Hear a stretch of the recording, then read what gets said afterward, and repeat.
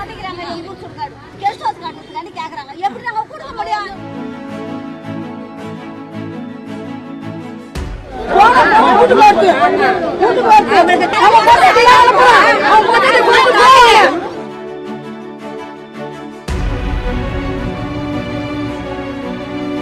இனிமேல் பயணிக்கிற வேலை இல்ல இனிமேல் பயணிக்கிற வேலை இல்ல. இப்ப இதே மாதிரி பண்ணிட்டு எங்களுக்கு எப்பதான் தீர்வு கிடைக்கும்? அது கட்டாயம் யாரும் வந்து இதுல இருந்து தப்பிக்க முடியாது.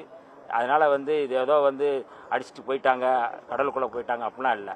கட்டாயம் இந்த மாதிரியான தாக்குதல் நடத்தியவர்கள், தவறு செய்தவர்கள் கட்டாயம் வந்து தப்பிக்க முடியாது. முதலில் ஆதிராவிடர் மக்களுடைய அந்த கோரிக்கை மிக முக்கியமான கோரிக்கை என்னன்னா 43 சென்ட் இந்த அவர்களுக்கு பாத்தியப்பட்டது அல்லது ரெவென்யூ நமக்கு ஒதுக்கி இருக்கிற இடம் சொல்லி அவங்க சொல்றாங்க. அந்த இடத்த வந்து மீட்டு அதை ஒரு ஃபென்சிங் போட்டு அவர்களுக்கான இதை கொடுக்கணும்னு சொல்லி முதல் கோரிக்கையாக சொல்லியிருக்கிறோம். அதை வந்து நிர்வாகம், மாவட்ட நிர்வாகம் ஏற்றுக்கொண்டு அதை நாங்கள் செய்வோம் சொல்லியிருக்காங்க. அதே போல் இந்த பில்டிங் வந்து அனுமதி இல்லாமல் கட்டப்பட்ட பில்டிங்கு. இதுவும் வந்து இந்த ஆதிராவிட மக்களுக்கான இடுகாட்டுக்குள் பாதி இடத்த வந்து அவங்க வந்து ஆக்கிரமித்து கட்டியிருக்கிறாங்க. அப்போ அதையும் வந்து எவிக்ஷன் பண்ண சொல்லியிருக்கிறோம். 2. மூன்றாவது வந்து இதில் சம்மந்தப்பட்ட, அதாவது தாக்குதல் நடத்தியவர்கள், இதன் மீதான மிக மோசம் வீட்டுக்குள் புகுந்து தாக்குதல் நடத்தியவர்கள், வீட்டை தாக்கியவர்கள் மீது உரிய நடவடிக்கை எடுக்க வேண்டும் சொல்லியிருக்கோம். கைது செய்ய வேண்டும் என்று வழிகாட்டியிருக்கிறோம். ஆகவே நம்முடைய அரசு என்பது இந்த மக்களுடைய பாதுகாப்புக்கான அரசு. இன்னும் கூடுதலாக 2 சமூக மக்களும் நல்லிணக்கத்தோடு வாழ்வதற்கான வழிகாட்டுதலை நாங்கள் வந்து செஞ்சிருக்கிறோம்.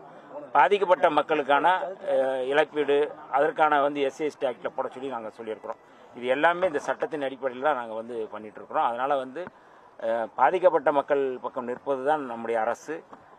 குறிப்பாக இனிமேல் இது எதுவும் வளராமல் சமூக நல்லிணக்கத்தை மேம்படுத்துவதற்கு நாங்கள் முயற்சித்தோம். இல்ல, கடற்கரையில வந்து ஒட்டி எங்களால படகுகள் நிறுத்த முடியவில்லை அப்படின்னு மீனவர்கள் சொல்றாங்க. அது காரணம் வந்து கடல் அரிப்பு அதிகமாயிட்டு இருக்கு, சுற்றுச்சூழல் ஒரு காரணமா இருக்குது. அதே நேரத்தில் மயானத்தை நாங்க முன்னோர்கள் பயன்படுத்துறோம் பட்டியலின மக்களும் சொல்றாங்க. இதை வந்து நீங்க எப்படி தீர்க்க போறீங்க பிரச்சனை? அதாவது இதுக்கு முன் வந்து இப்பதான் வந்து இந்த கொரோனா காலத்துல தான் வந்து இந்த போட்லாம் கொண்டு வந்து நிறுத்தியிருக்கிறாங்க. அது இல்லாமல் வேறு இடங்கள்ல இருந்து வந்து போட்டு இங்கே நிறுத்தியிருக்கிறதாக இங்கே இருக்கிற மக்கள் சொல்கிறாங்க. அப்போ இதை வந்து சரி செய்து வேறு எங்கே நிறுத்தணும்னு சொல்லி நாளைக்கு பீஸ் மீட்டிங் நடக்குது. அந்த பீஸ் மீட்டிங்கில் பேசி எங்கே அதை வந்து நாங்கள் நிறுத்துறது அப்படிங்கிறது பேசுவாங்க. இது இன்னைக்கு நான் வந்து சொல்லிட்டு போகிறதில்ல.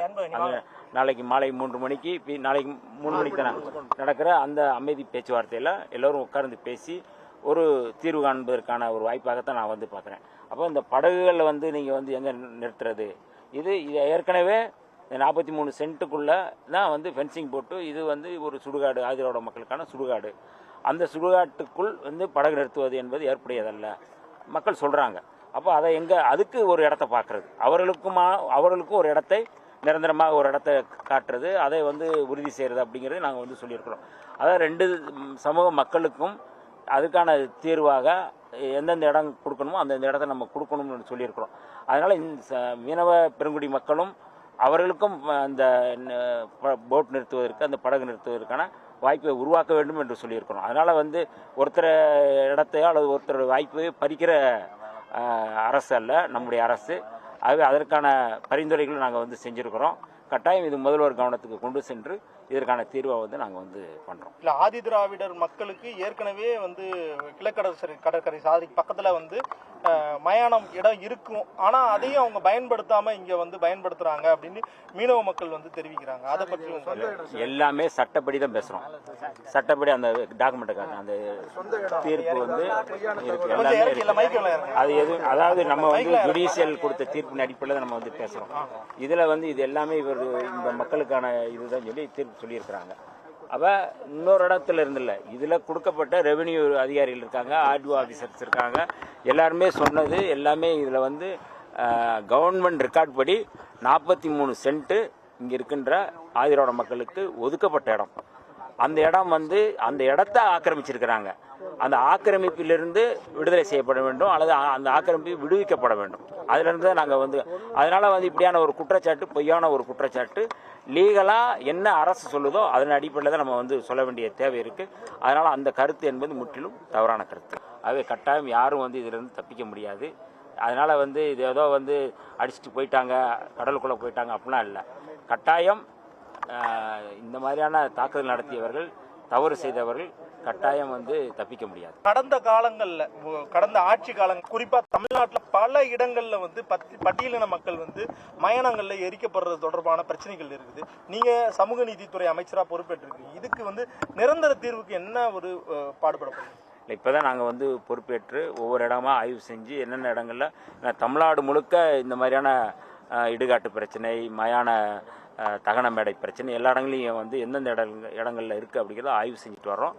கட்டாயம் இதை வந்து இந்த ஓராண்டுக்குள் இதை வந்து நாங்கள் தீர்ப்பதற்கான முழு முயற்சி எடுத்துக்கிட்டு இருக்கோம். அதன் அடிப்படையில் முதல் பிரச்சனையாக நம்ம வந்து இதை எடுத்து இதை ஒரு சமூக நல்லிணக்கத்தை உருவாக்கக்கூடிய ஒரு பெரிய பிரச்சனை இல்லாமல் இதை வந்து எப்படி வந்து கொண்டு வருவது, இந்த அமைதியை உருவாக்குவது அப்படிங்கிற முயற்சியை மேற்கொள்கிறோம். அதனால் வந்து தமிழ்நாடு முழுக்க இந்த மாதிரியான பிரச்சனைகள் மேற்கொண்டு இயலாமல் எப்படி வந்து நாங்கள் அதை கட்டுப்படுத்துவது, அதை எப்படி தீர்ப்பது, எப்படி அதை வந்து பூர்த்தி செய்வது என்கின்ற அடிப்படையில் நாங்கள் வந்து செயல்பட்டுள்ளோம். பிளே ஸ்டோர் மற்றும் ஆப் ஸ்டோரில் இருந்து பாலிமர் செயலியை QR கோடு மூலம் பதிவிறக்கம் செய்யுங்கள். செய்திகளை உடனுக்குடன் பெறுங்கள்.